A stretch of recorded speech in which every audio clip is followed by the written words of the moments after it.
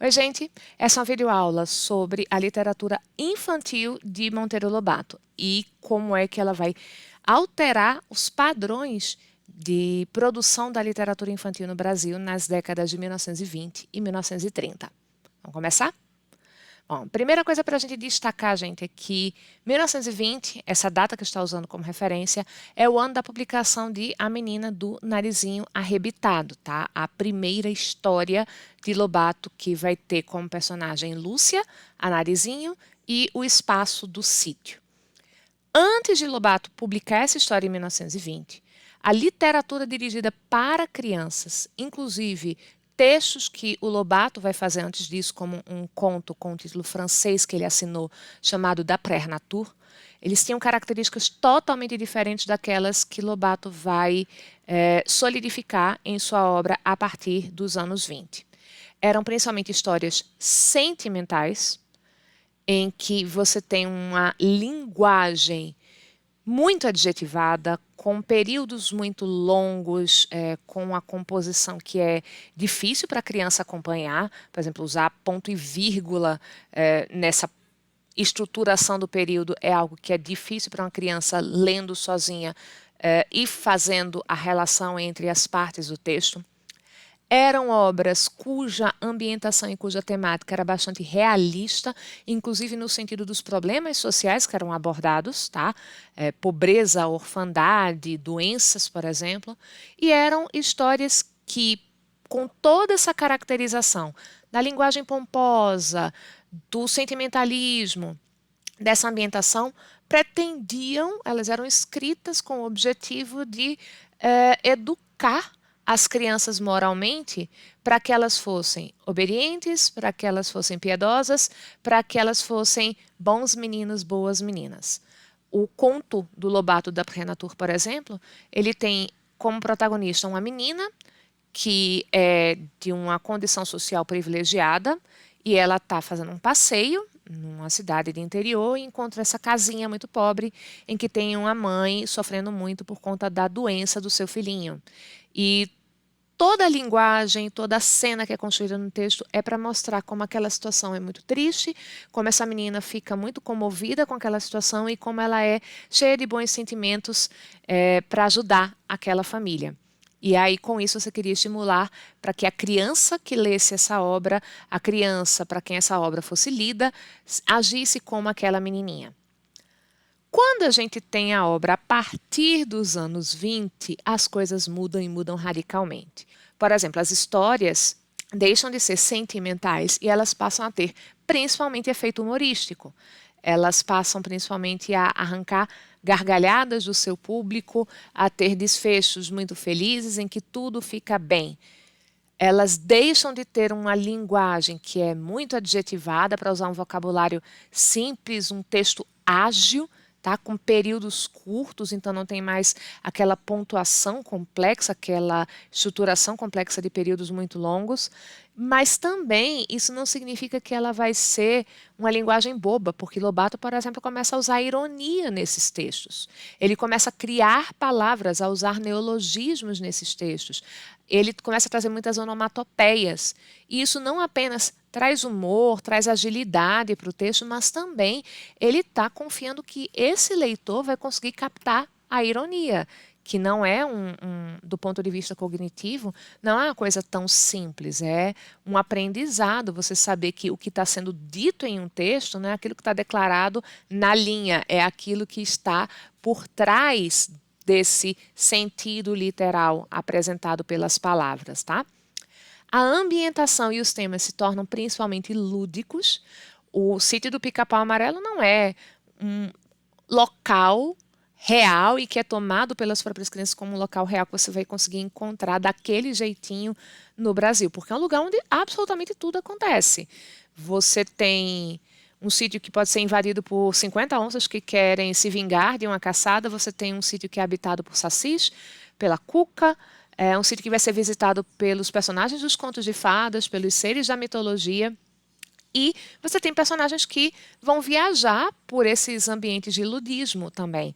porque eles visitam o país da gramática, eles vão para a Grécia Antiga, eles visitam a Terra das Fábulas.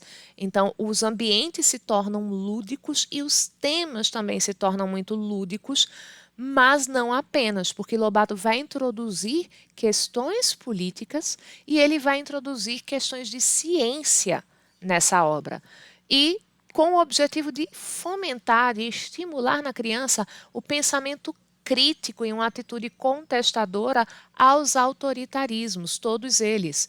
A criança ela precisa ser tratada como um igual para quem você oferece não ordens peremptórias, siga assim, seja obediente, mas para quem você oferece razões que a convencem de que aquele comportamento é coerente, correto e adequado. Observe o que acontece, por exemplo, quando Dona Benta volta de uma viagem para a Europa e encontra a natureza toda reformada pela Emília. Ela não gosta, Dona Benta, das alterações que a Emília faz. E num primeiro momento existe um choque ali em que Dona Benta ordena para Emília, vá lá e desfaça tudo o que você fez. E Emília não se curva.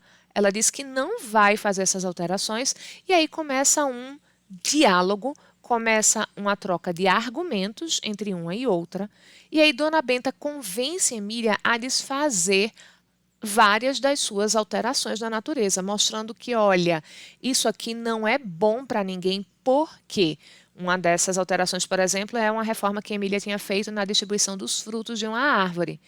E aí, trazendo esses argumentos, Dona Benta convence finalmente Emília a desfazer o que ela havia feito. E a gente tem essa conversa entre Emília e a Ranzinha.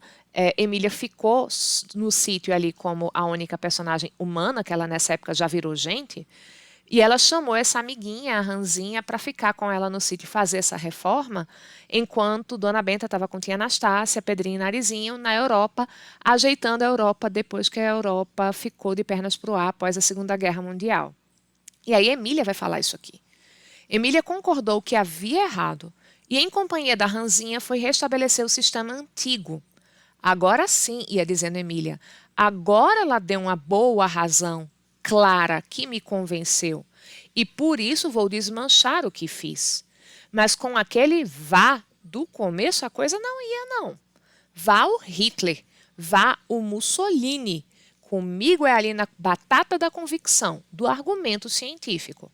Então, a gente tem, nesse simples trecho, esse cultivo do pensamento crítico, essa crítica ao autoritarismo e a duas figuras políticas ditatoriais, que a gente sabe muito bem o que significam na história do mundo. Então, você tem uma discussão aqui que é política e você tem a argumentação científica. Então, o pensamento crítico vindo a partir da análise, que é uma análise racional do mundo, e não aquele fomento da sentimentalidade que existia nas obras anteriores, tá?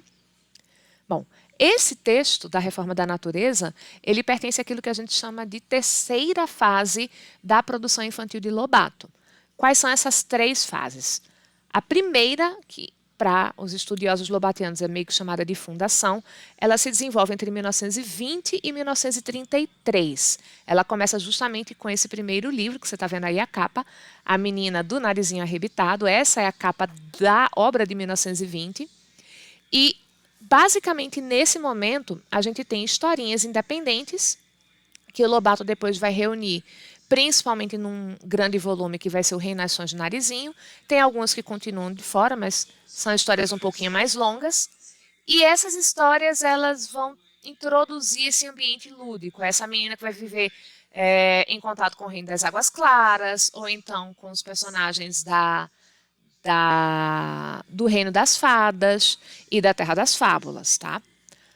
A partir de 33, entre 33 e 37, Lobato muda um pouco o foco. Ele deixa de tratar dessas questões tão puramente lúdicas e voltadas mais para o entretenimento para fazer um momento assim, de divulgação científica. Ele passa 4 anos escrevendo obras didáticas para crianças em que ele vai discutir temas como astronomia, que é o caso do Viagem ao Céu, em que os meninos vão viajar pela Via Láctea, e eles conhecem planetas e cometas e estrelas e falam sobre gravidade e como é que se calcula distâncias astronômicas, mas também eles encontram com um céu do imaginário católico. Eles conhecem o São Jorge, eles encontram um anjinho que é levado para o sítio porque ele quebrou as asas. Então a gente tem 4 anos em que a gente tem essa divulgação científica, e dessas obras todas, uma que chama muita atenção é o Poço do Visconde, porque Lobato vai explicar para as crianças brasileiras nesse livro que tem petróleo no Brasil. A partir de 36, vejam que, então, um ano antes de terminar a fase científica, porque é 37 o ano do Poço do Visconde, esse livro sobre petróleo no Brasil, em que se funda o primeiro poço de petróleo do Brasil, o Poço do Sítio da Dona Benta. A partir de 36, a gente tem a obra da maturidade, e essa fase a gente estende até 47, que é o ano do falecimento do Monteiro Lobato. Nessa fase, ele volta a falar do ludismo para crianças.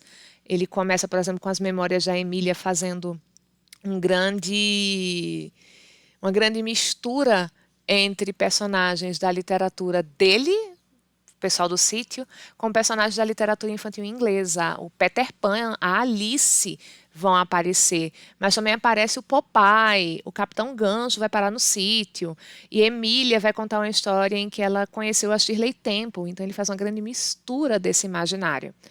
E são as fases, assim, na minha infância, das leituras que eu mais gostava, porque, por exemplo, apareceu muito mitologia nesse período. A história do Minotauro, a história dos 12 Trabalhos de Hércules, são obras em que ele volta a fazer essa grande interpenetração entre os personagens dos sítios, do imaginário universal. E foi aqui também que Lobato explorou ficção científica na Reforma da Natureza, de que eu tinha já falado para vocês, e numa obra pacifista antibélica chamada A Chave do Tamanho, em que Emília está cismada que ela quer terminar com a Segunda Guerra Mundial, e para isso ela tem que encontrar a chave que desliga a guerra. Ela imagina o mundo como uma grande máquina cheia de botões e de chaves que você liga e desliga as coisas, e ela quer chegar nesse centro de funcionamento do mundo para desligar a chave da guerra. Acontece que Emília não acha a chave da guerra, ela acha a chave do tamanho e ela desliga o tamanho dos seres humanos. E basicamente Lobato inventou o Querida Encolhi as Crianças nessa obra ali do finalzinho dos anos 30 e início dos anos 40. A gente não pode falar da literatura infantil do Lobato sem falar das polêmicas que cercaram essa obra. Lobato, nos anos 30, vai ser considerado anticatólico por muitos motivos. Um deles, inclusive, é o divórcio entre Emília e o Marquês de Rabicó. Emília, logo depois que se casou com Rabicó, ela se divorciou dele, e o divórcio não era aceito no Brasil de maneira alguma nessa época, e entidades católicas vão execrar Emília por causa disso. Mas não apenas isso. História do Mundo para Crianças, que é uma obra que ensina a história do mundo a partir de uma perspectiva evolucionista, foi considerado um livro não grato por muitos setores sociais, foi proibido de ser distribuído em escolas de São Paulo, e esse livro foi banido de Portugal. Não podia se publicar, nem se consumir, nem se vender o História do Mundo para as crianças em Portugal. A gente tem uma perspectiva do Lobato nos anos 40, em que ele seria um subversivo, cujas ideias eram um atentado à economia e à defesa nacional. Em 1941 foi o ano em que Lobato foi preso. Ele foi preso 3 vezes. Tá? O Departamento de Imprensa do Estado Novo colocou escutas telefônicas, fiscalizou a correspondência de Lobato, e ele vai ser preso por causa das críticas que ele fez ao Conselho Nacional do Petróleo. Ele estava ali militando em prol do petróleo brasileiro. E por conta de um artigo dele na BBC em que ele criticava o cerceamento das liberdades individuais durante o Estado Novo. Nesse período, essas ideias foram consideradas atentados à economia nacional.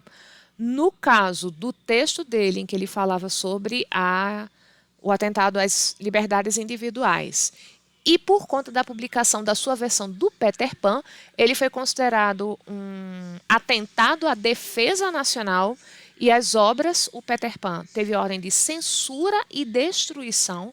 Não foi simplesmente assim, proibir o livro de ser adotado por escolas. Não foi apenas, você não pode comercializar mais esse livro. Tinha ordem para destruição. Os livros foram queimados. E hoje, a grande questão é a respeito do racismo que é apontado na representação das personagens pretas de Lobato, principalmente de tia Anastácia. Há aqueles que vão defender que essa não deve ser mais uma literatura oferecida para a leitura de crianças, no nosso contexto. Há aqueles que dizem que não, que essa literatura, ela, mesmo sendo problemática, ainda é válida. Eu não vou me adentrar nesse vídeo a respeito dessas questões, porque não é o meu lugar de fala. Então, eu oriento que vocês busquem escutar de pessoas que têm lugar de fala e que têm argumentação baseada nos estudos da obra para que vocês tirem suas próprias conclusões. Eu espero que você tenha aprendido a respeito da importância histórica da obra infantil de Lobato na nossa literatura no século XX. Desejo a você bons estudos. Um beijo. Até a próxima.